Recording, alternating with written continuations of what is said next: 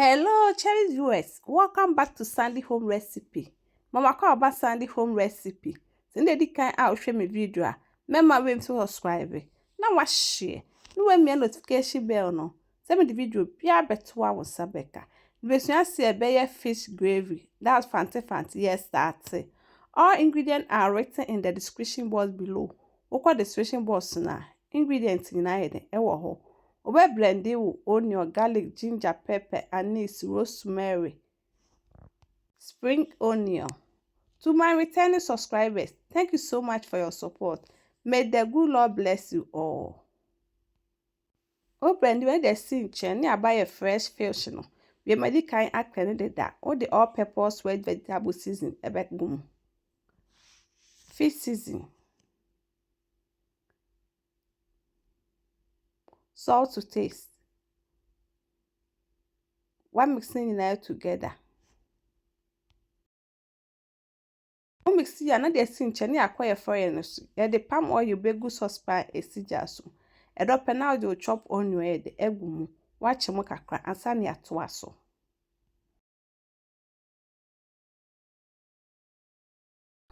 Wo chemo kakra we pe.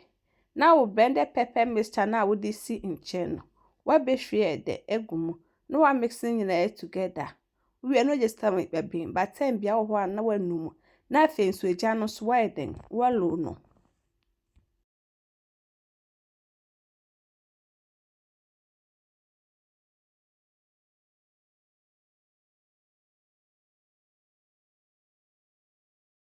Please, if you are new to my channel, don't forget to subscribe, share, like, and also click the bell icon to get new video I will post.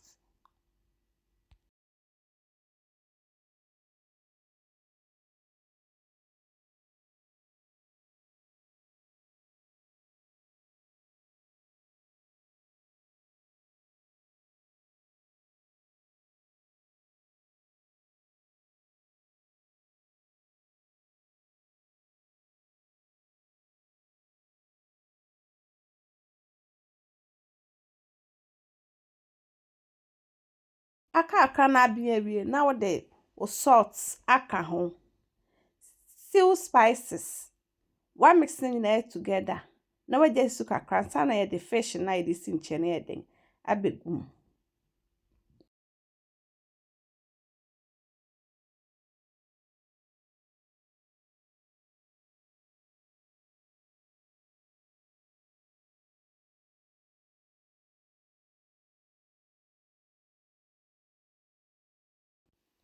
What the fish now this sinche no wo de agum.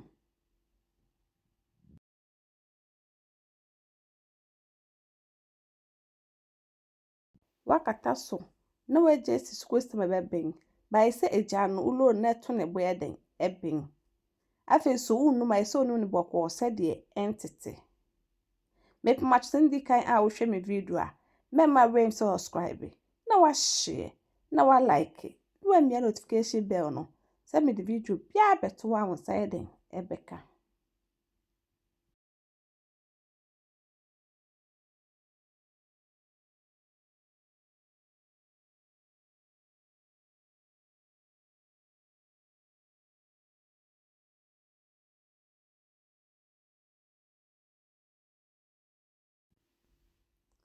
Uwo pepper ne onion na de garnish no ba woni bia won fa de enka ho.